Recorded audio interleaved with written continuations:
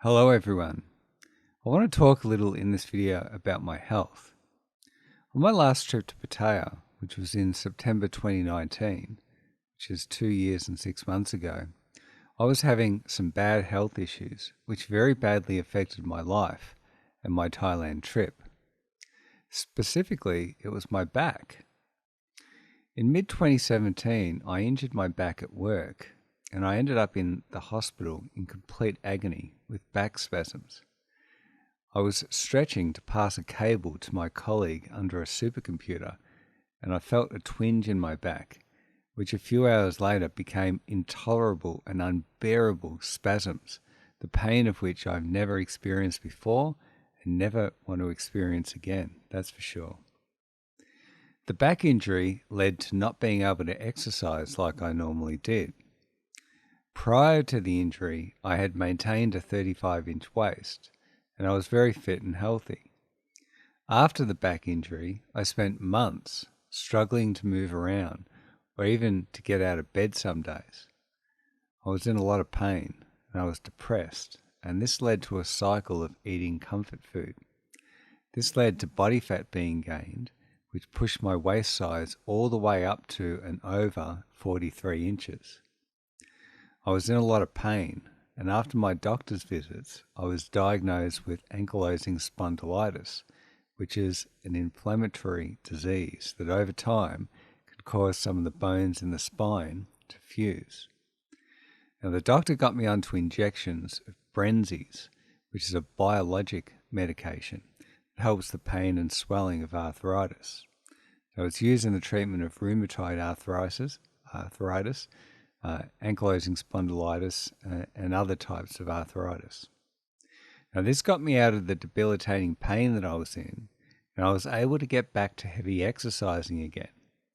And all through the pandemic, I did a lot of running and weights, and I lost a lot of body fat.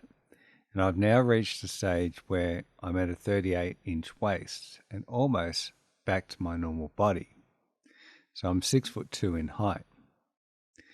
On the last trip to Pattaya in 2019, one of my subscribers was with me as I was hobbling around and struggling big time with my back issues.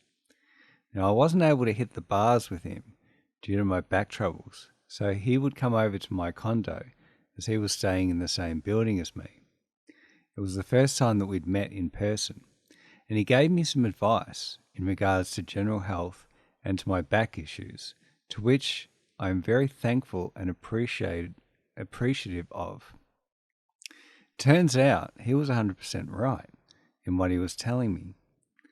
Now, we had many long conversations over a number of days during that trip, but in the years since, I got to researching a lot of what he said to me, and it's been very, very important in my recovery from my back issues.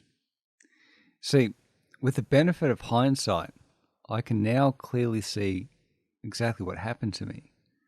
So the first issue with my back, the injury was mechanical. This led to not being able to exercise and eating bad foods for comfort, as I was in a lot of pain.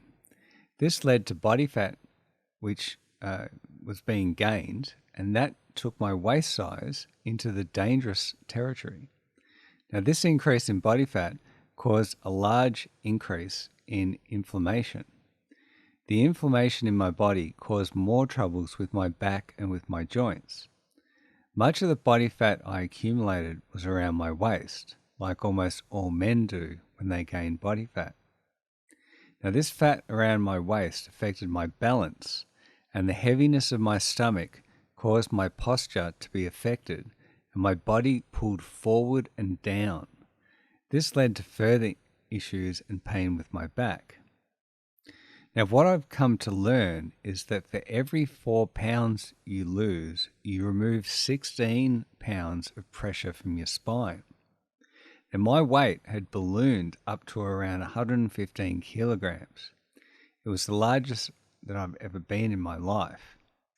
Now, due to the weight gain, I was placing a large amount of stress on my back, specifically my lower back. Now, this resulted in a slipped disc. This is why my lower back was hurting so very much, and why I was having sciatic nerve pain shooting all the way up my legs. And it's why I was limping through Bangkok airport on my trip home, barely able to walk. Now, thanks to my subscriber and the information that he sent me and what he told me on the trip, I was able to discover things that I had not known before, which were absolutely vital to my health and well-being. So it turns out that excess weight produces widespread inflammation in the body. Specifically, it causes a master switch to be turned on in the hypothalamus area of the brain. This switch is usually turned off in healthy people. The switch, when turned on, causes chemical changes that spark inflammation throughout the body. This in turn ups the risk of a number of health disorders, including back pain. Simply put, your fat cells are pumping out inflammation. The bad diet that I'd turned to for comfort eating was causing further inflammation. I was caught up in a negative health spiral. I was popping a lot of Voltaren pills, which are an anti-inflammatory, which eased the pain in the short term, but were only masking the underlying problem. Now, at a weight of 115 kilograms, I had a large belly. This changed the curvature of my spine. My stomach pulled my backbone forward, stressing my muscles and ligaments and putting pressure on my discs. My normal weight at a 37-inch waist is around 95 kilograms. I was 20 kilograms heavier than this. I likely had an extra 15 kilograms specifically being carried on my stomach. Now, for every 1 kilogram of extra fat on your stomach, you're putting an extra 10 kilograms additional strain on your back. So I was putting an extra 150 kilograms or 300 pounds extra strain on my back. No wonder I was in so much pain and had so many back problems. The lower part of my spine was not receiving adequate support from my weakened ab muscles. Now, for my height of 6'2", a low risk waist size is below 37 inches. Now, I'm close to that now at around 38 inches. But I'm going to go as low as I possibly can, perhaps back down to a 32-inch waist, which is my old fitness modeling waist size. In February 2021, I took a voluntary redundancy package from work. In the years since especially, I've lost most of the body fat that I was carrying. I've been eating mostly whole unprocessed foods, and I've been running 20 kilometers a day and doing uphill sprints whilst wearing a weight vest and lifting hard and heavy weights. Now, my old job as a supercomputing system administrator really was killing me. I was sitting on a chair all day long, and that's not good for anyone's health. In my case, I would wake up, go for a short run, then sit in front of the computer for 8 hours, then do some more exercise in the evening if I could. The problem was time and being watched by my manager, which was always a factor. I had to be in front of my screen, and pre-pandemic, I had to be sitting in front of the computer for 7.5 hours a day. Now that I no longer have that job, I wake up, I go for a 90-minute, 10-kilometer run, then I come home and do whatever I want. And then in the afternoon, I go for another 90-minute, 10-kilometer run, and I lift hard and heavy weights afterwards. Much of my back pain has been much reduced now that I'm a lot slimmer and no longer have all that inflammation in my body. I no longer have to watch the clock and worry that I'm not in the office long enough or not in front of the screen long enough. Now, it's a massive privilege for sure not to have to work anymore and to have the time and the money to concentrate so much on my health and well-being. And I very much appreciate this, of course. Now, we have to be very careful in sedentary office jobs. Most of us That's how we work. That's the job that we have. We sit in front of a computer for a large amount of time every workday. Now, in just 1 year after leaving my old job, I'm down 20 kilograms or 40 pounds in body fat. I look and I feel so much better, and I've drastically improved my fitness and my overall quality of life. Now, I'm waiting until July to expat to Thailand after the restrictions are removed by the Thai government. Now, I'll be turning up in Thailand fit and healthy. I want to say a very big thank you to my subscriber that gave me the initial advice about my health issues. Now, at the time, I wasn't fully ready to hear everything that he told me as I was in so much pain, but I very much appreciated the advice. You know who you are, and I very much appreciate having learned all this from you.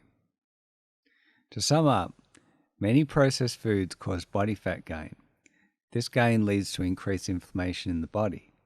The body fat gain causes a myriad of health issues, and in me personally, it amplified greatly existing issues with my back due to the extra body fat that I carried specifically on my stomach, which caused serious strain on my back. Whole, natural, unprocessed foods are best. Anything processed is usually problematic. When it comes to body fat, the best measure I have found is waist size and waist to height ratio. You can look these up. There's a lot of info on the net about them. Now, for my height of 6'2", my waist size should be kept below 37 inches. This is my major goal now health-wise, and I'm around 1 inch away from that, and I should reach it within the next 3 weeks. We all know that we need to take great care of our health. The message of this video is there is a clear link between your weight and any back pain that you might have. The lower back is particularly vulnerable to weight-related pressure. According to the American Obesity Association, back pain affects nearly 1/3 of people classified as obese. So do all that you can to eat right, to exercise, and to maintain a healthy waist size and waist to height ratio. Now, here in Melbourne, where I'm at, it's easy to exercise outside as the weather is cool. In Thailand, though, it's the tropics, and exercise is much harder. Those of us looking to expat should, before we leave our home countries, get down to a healthy weight before making the big move. All the best, everyone. I'm the Pretender.